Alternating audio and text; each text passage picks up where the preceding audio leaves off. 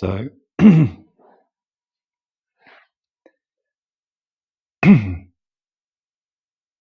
if I can talk. Yep, I'm good. So I'm outside and the stars are really bright tonight. It's just checking the fire we had, make sure it's okay. And you look up and see these stars light years away, apparently. And it can be really easy to not realize that's you. It's really easy. It's so immense. It seems so vast. So beyond grasp. We're that too. And that there's not two. There's the appearance of two. The apparition of two.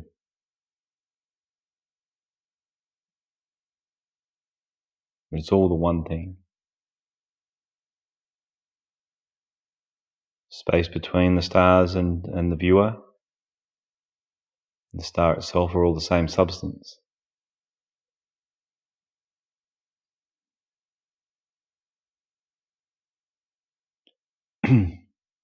And if the viewer wasn't there, it's your perception here, looking at it, it disappears.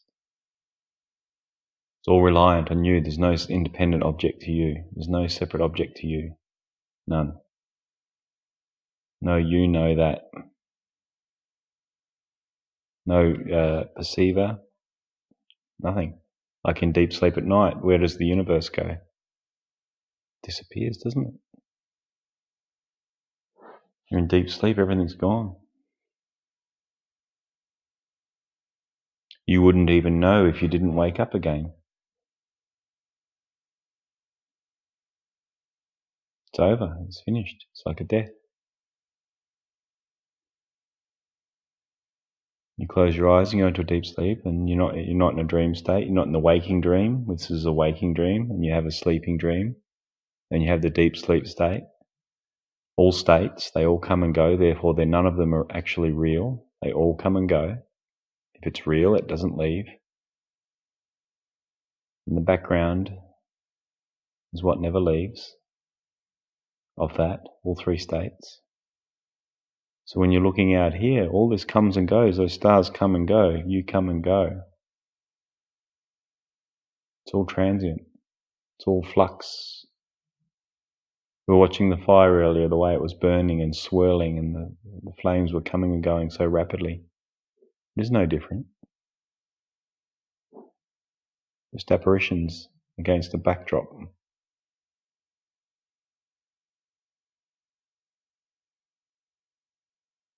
It just appears more solid. And even if it is more solid, so what? So what? Doesn't change anything. The volume of a song doesn't change the song.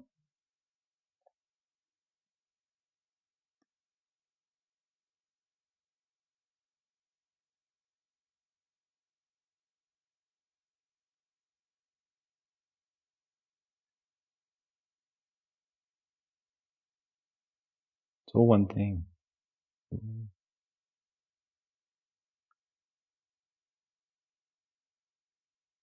Don't get caught up in the vastness and the smallness, the small, grinding, analytical mind that thinks it knows things, pontificates its wisdoms and its understandings that it got from elsewhere and different readings and hearings and thinkings, all rooted in past, then propagates it out into the public as if it's special in some way. Forget all that.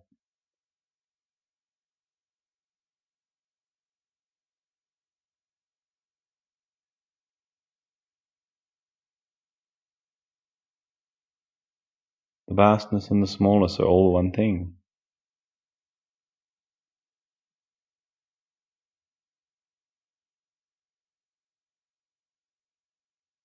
You've never been outside of it, ever, for a nanosecond. It's just whether you've remembered it or not, that's all. Or, the only reason I use the word remember is because we've forgotten. Neither of these are required. It's just now, is, and it will be revealed. In time, stay in the heart and it will be revealed. It won't be my words, it'll be your seeing.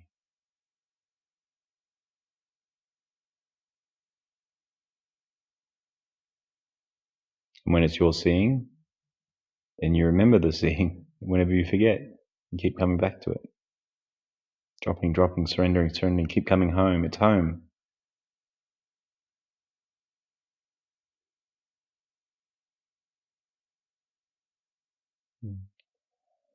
The meek shall inherit the earth, the inward, the heart-centered, the meek, quiet, not out there bombastically in the world, chasing illusions. The inward, the meek, inherit the earth. They realize they're the earth, then they realize they're the space and the heavens also, and the stars. If with correct intent, willingness and direction, of course.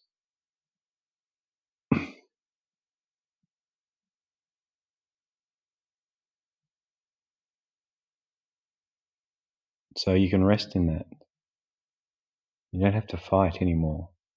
You don't have to fight the world. You don't have to fight your neighbours, your colleagues, your family. Rest, rest, rest. Rest in understanding. Enjoy.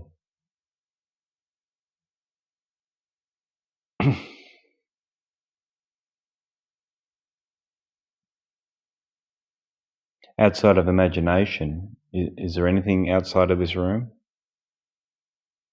Without imagination, is there anything outside of this room right now? Can you be sure?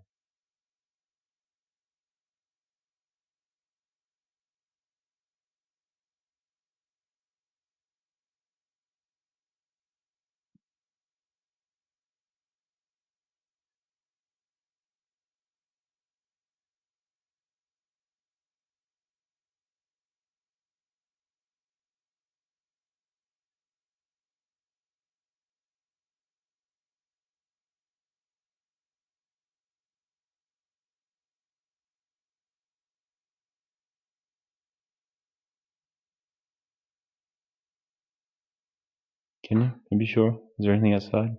I'm sure.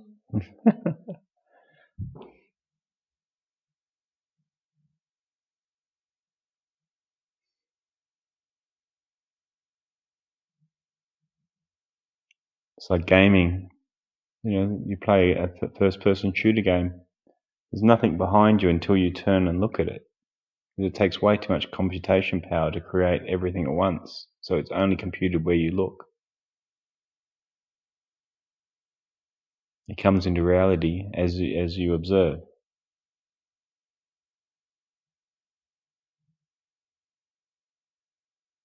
Can you feel the space behind you right now? Feel it.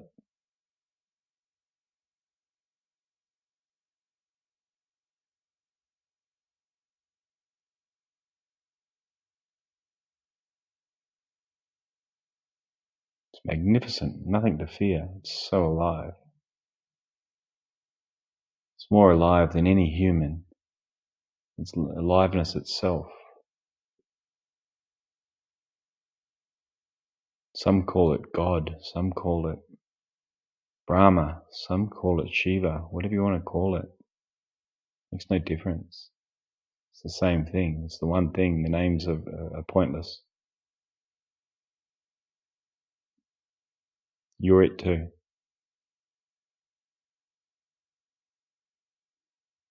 You're it. There's nothing you can do about it. Even if you wanted to, you can't. All you can do is run, distract yourself, and think and think and think and worry and do all these silly things. That's about as the best you can do to escape it. Get belligerently drunk, get intoxicated. And that's what most people do. That's why they don't know this. Run around in the world chasing illusions. Telling themselves stories. As if there's two people there. They debate themselves as this or the two people there.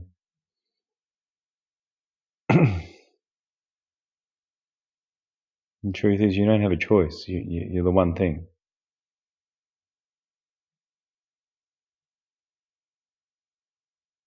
It's a miracle we all forgot. That's the real miracle. That's the real strange thing. Billions and billions of beings forgotten what they are.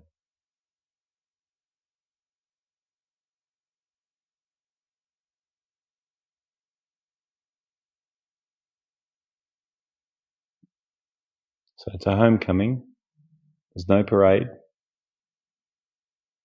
It'll happen quietly. You'll probably be alone, or in a satsang, or in a private, or wherever. Yeah, it just gets seen. It just gets revealed.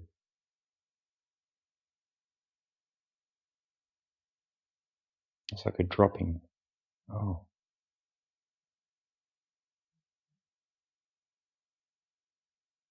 Dropping into self, dropping back. The visual I had was when I was coming in and out a lot, Satori, in and out of beingness, which happens for quite some time usually. It was like those air hockey tables, and somewhere on that table was a hole exactly the same size as the puck. And if I just got myself into a completely surrendered, relaxed state, I'd drop in. I'd be like the puck that would drop into the table. And it was a perfect fit, and I just boom, and you click in, and there it is. There wasn't a lifting or a elevation. It was a dropping into what I already am.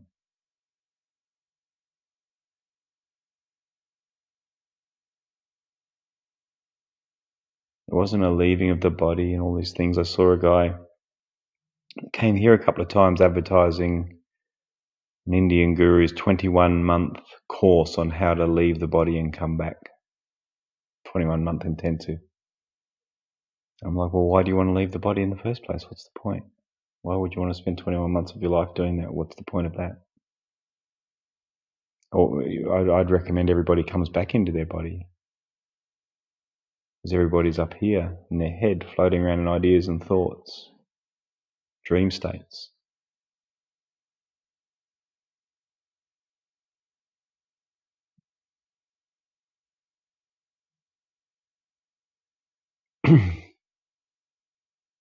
If the doorway is the heart and silence, why would you want to leave your body?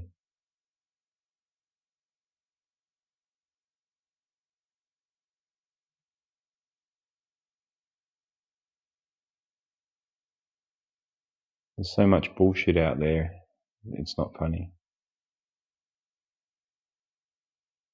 It's right here, you've got no choice. So surrender to that and find it, and just live in bliss. Spend your life in bliss and contentment. And share that. Put down the placards, the righteous ideas, the Facebook mastery, all these things.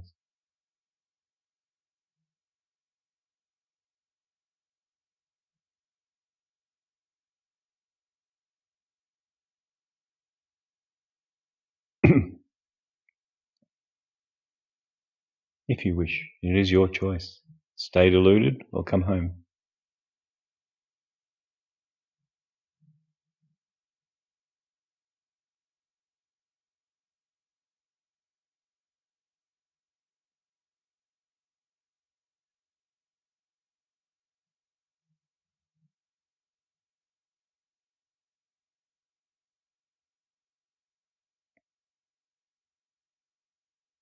But home's really nice, by the way. It's a palace. You may be dressed in rags, but you're living in a palace. And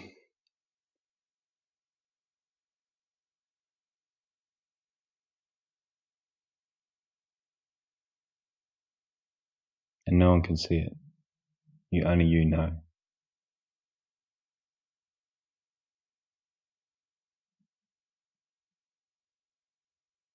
Some people can feel it, but most can't see anything.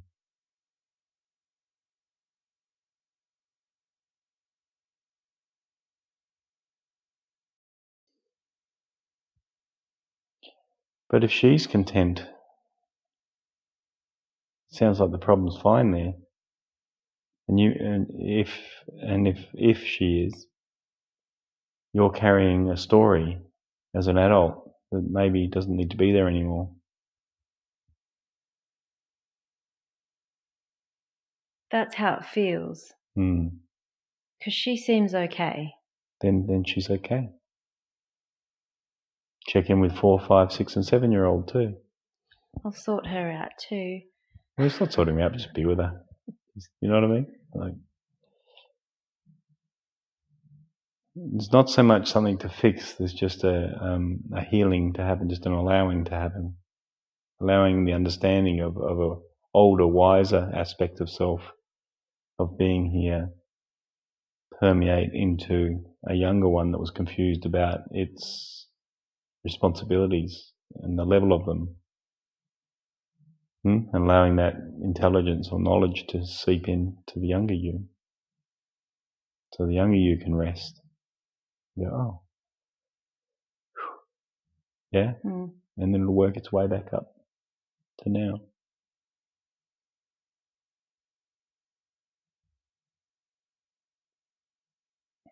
And allowing the current, up-to-date version to rest too. See, because, every millions of times a second, it's actually more than that, but millions of times a second you're new. What was that, sorry? Millions of times a second you're new. So your TV flickers at 60 beats per second. 50 or 60, depends where you are. Hertz, right? You flicker way faster than that. So the image is, if you slowed it down to 50 frames on your TV, you'd see 50 images. And each image is separate and individual and fresh. Very similar to the one before, but not exactly the same. Same for you. It's happening so fast that the brain can't see it, and therefore it assumes there's a lineage going on.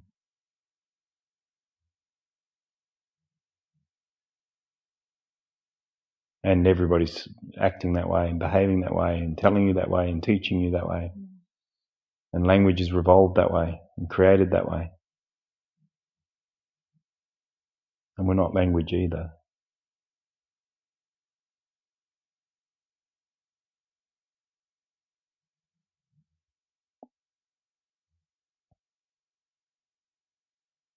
But we've mutated around language.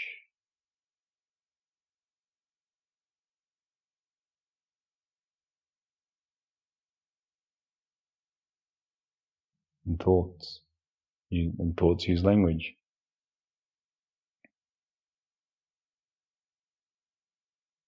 So this free thing gets wrapped up.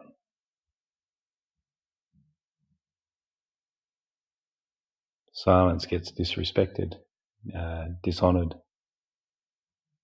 for constant noise. And if you've got to have constant noise, you ever watch TV channels and they're trying to fill all the slots and just some terrible stuff comes out and a lot of repeats and lots of adverts.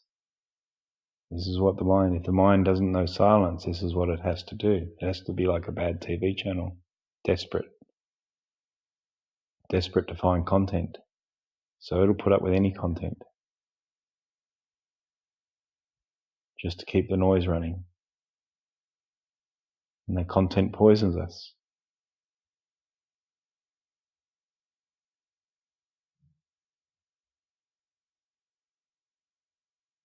Because we've been taught to be addicted to language and thought. It's how you succeed. It's how you get to the top of the pyramid. How you win. And it has its place, like now. Yeah. And various other aspects that come in handy. But the vast majority of it's complete rubbish and unnecessary.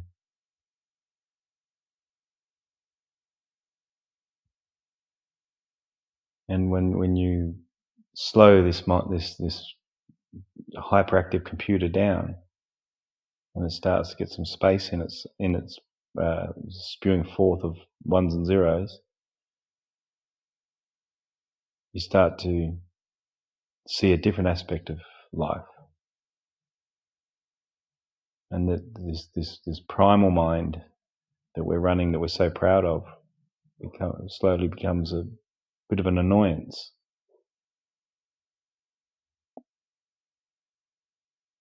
And a little bit ridiculous. Although it'll keep functioning, we'll keep getting caught by it, but slowly but surely over time, the thoughts spread out further and further and the gaps get bigger and bigger. And then another mind can start to come into play, a much bigger mind. And that one's far more interesting, far more fresh, far more alive, vibrant. It's not noisy, it's quiet.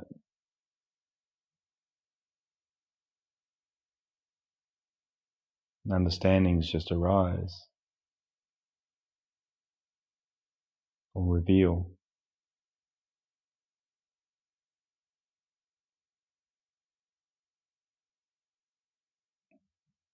But most people don't even know it's there. They're too busy with the dialogue in their heads.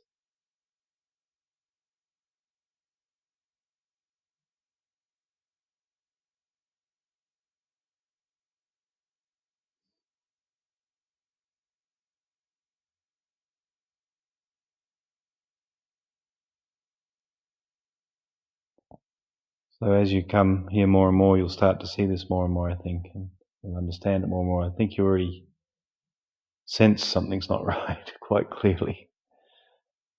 And so I explain where we've gone wrong and show you.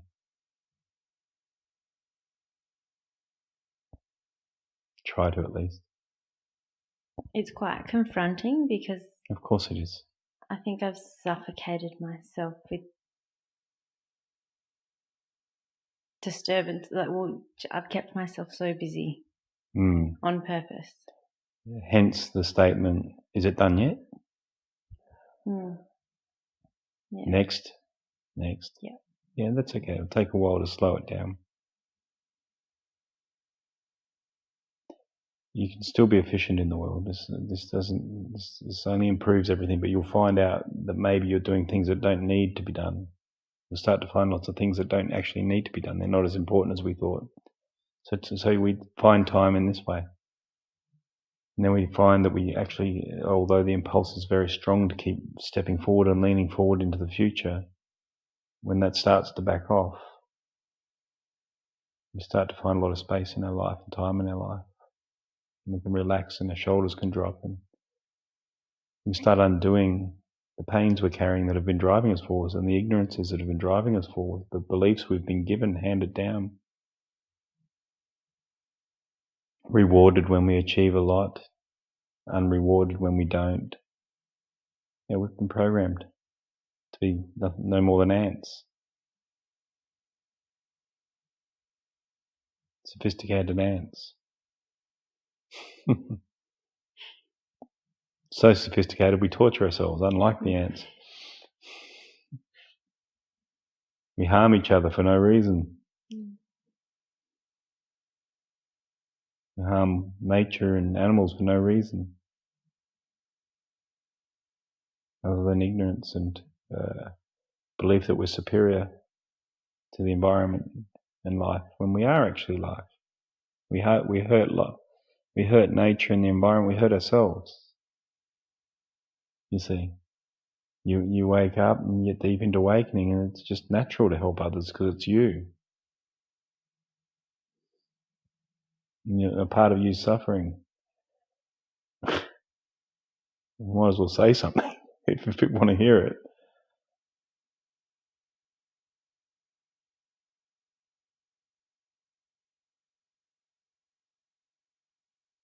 Or the aspect of you that's misguided.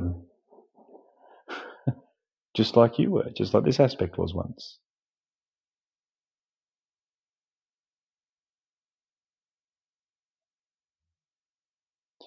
It's a giant oak tree and a lot of the leaves think they're lemon leaves. But they're clearly oak leaves. I used to imagine they're lemon leaves. Imagine there's something else.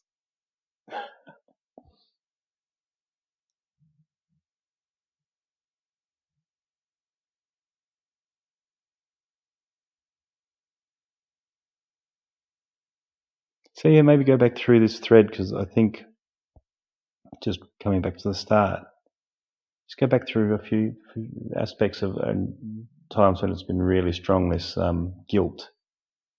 Start going back to, especially when you're younger, because it'll be more innocent and simple. And it'll be deeper rooted, so it'll undo some of the stuff above it automatically. Yeah? Okay. Just go back and see if you can find those and just be there. Yeah, rest there. No rush. And don't go in there with the goal of doing something or fixing something. Be there. Just be there in love with your younger self, with your knowledge now that you didn't have before. No real agenda. Okay.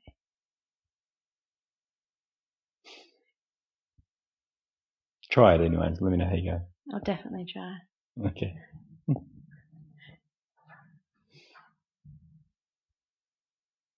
you got more? No, that's it. Good to see you again. It's good to be back. If you've got more to say later, you're welcome. Okay, thank you. I watched a YouTube video about some people in Myanmar that were in Burma that were suffering, just their lives were just deeply just intense and hard. And it kind of slapped me in the face because, I'm feeling some discomfort, but kind of had a sense of patheticness after watching what these people were going through. Yeah, they don't have time to even play with any of the stuff you're playing with. It might be in their systems, but life's not even giving them the opportunity to stop long enough to deal with these inner pains and these inner wounds. They're just busy surviving. Right. You've been given a gift of time, and you've bumped into someone like me, so you need to take full advantage of that with the very, very short life you have. It's flickering of a flame.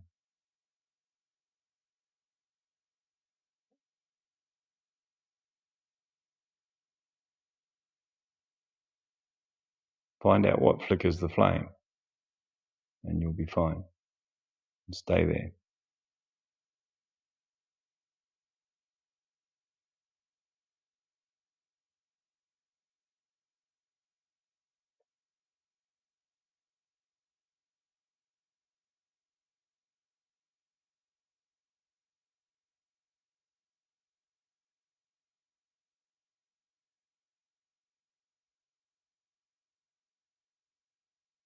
Take advantage. Take advantage of this window. This cubic centimetre of chance to be free.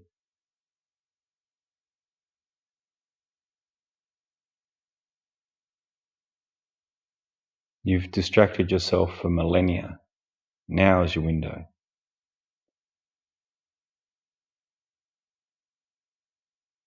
Or come back and go through it all again and again and again. The wheel of samskara. Samsara. If that's not enough to motivate you, I don't know what is, because life is tough.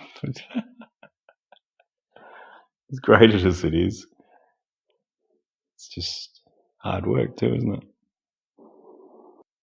So there's a carrot dangling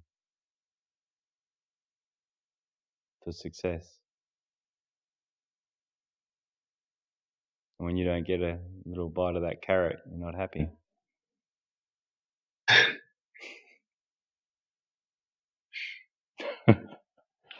And life just keeps pushing it out further in front of you than you can get it.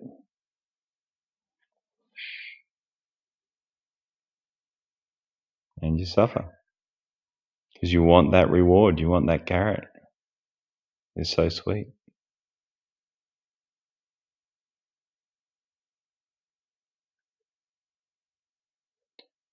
The problem with this is it doesn't end.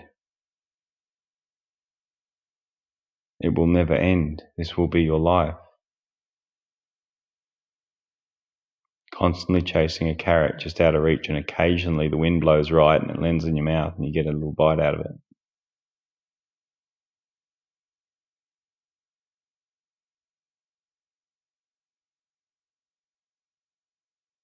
And then it encourages you because you didn't realize the wind had blown. And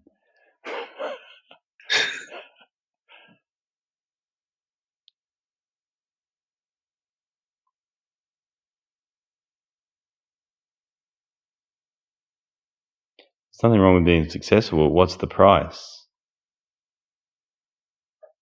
Abundance is natural. It is natural. But at what price? If it's at the price of your peace and harmony, it's not a prize. It's a funeral.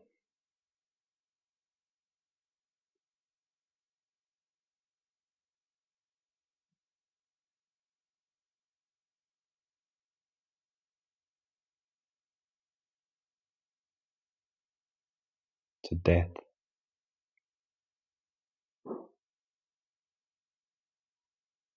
Because if you haven't got peace and harmony, you've got nothing. It doesn't matter how many zeros are in the bank account or how many people are pumping you up, how happy your mum is, and all those sorts of things.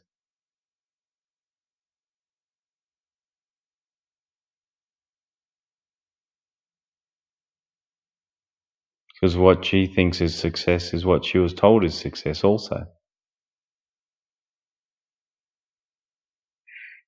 And what she's taught you is success is what you now believe is success.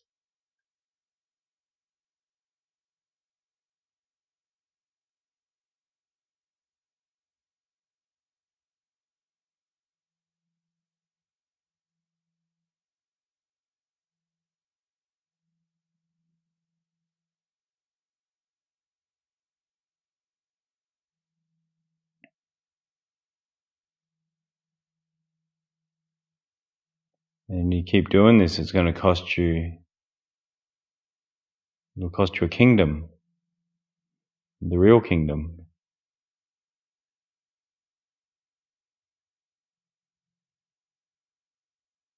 And all you'll get is like a little donkey in a cart instead.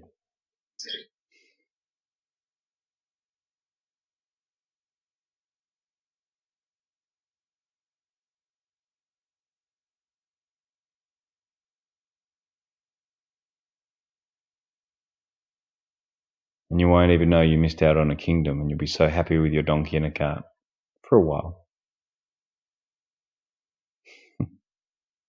Because your donkey and cart will be better than your friends, perhaps.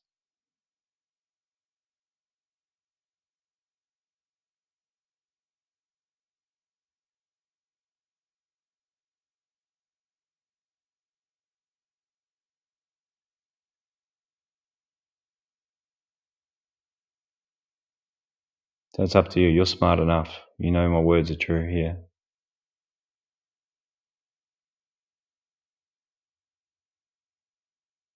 So it's up to you. You've got to work it out.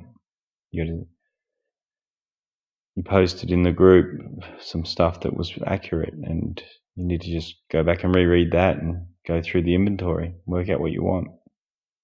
Donkey and cart or a kingdom?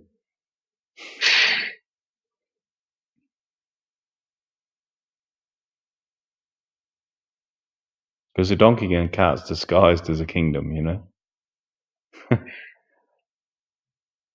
It's not.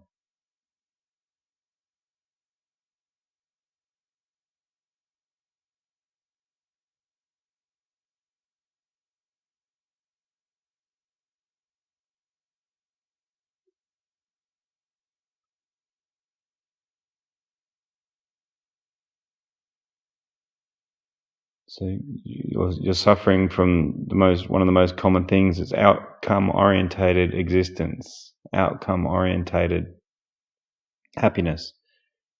I don't call that happiness, I call that pleasure. Happiness is special, it's a word that's been abused. It's a word that's been, it's deflation.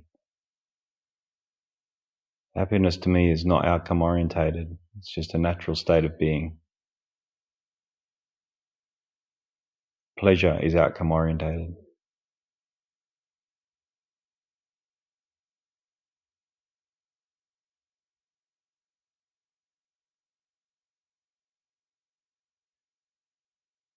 I think it's important, that discernment's important.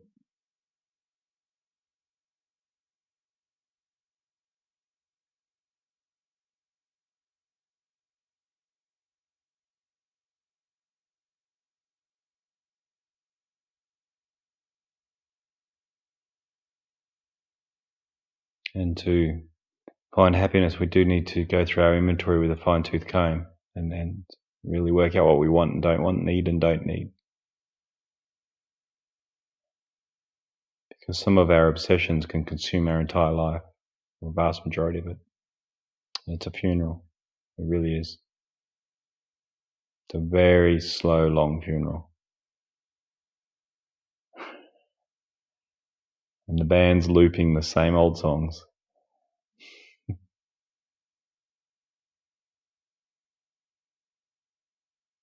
Nothing fresh.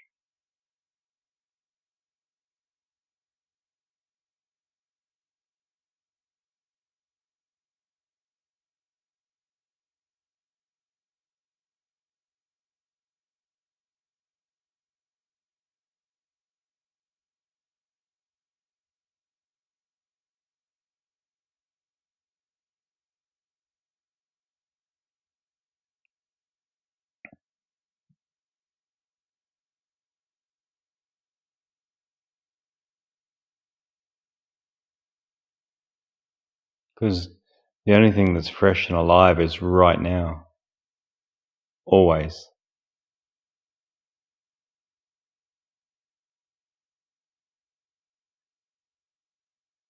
No future can replicate it or improve it. No future isn't even real. Now isn't even in time. It's a space beyond time.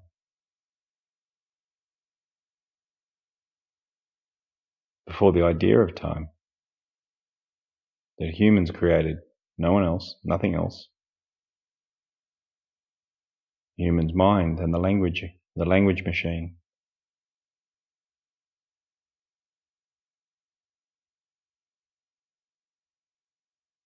And it started to try and control time and create lives in time, kingdoms in time. And it failed. The experiment failed.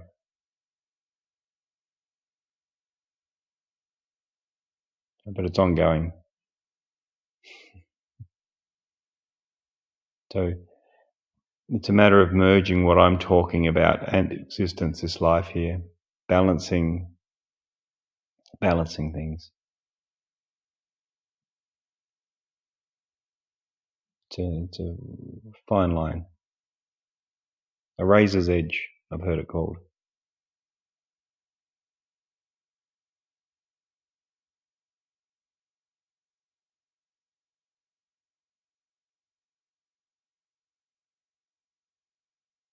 But with practice, walking on a razor's edge becomes incredibly easy, and it's like walking on a wide prairie after a while. It's no longer a razor's edge, but early on it's a razor's edge.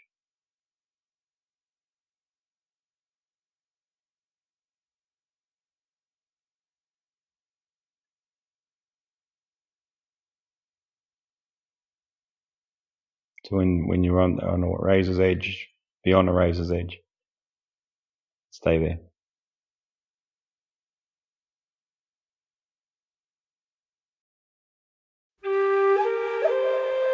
Please like or subscribe if you found value. Meet Rohan via rohan.life.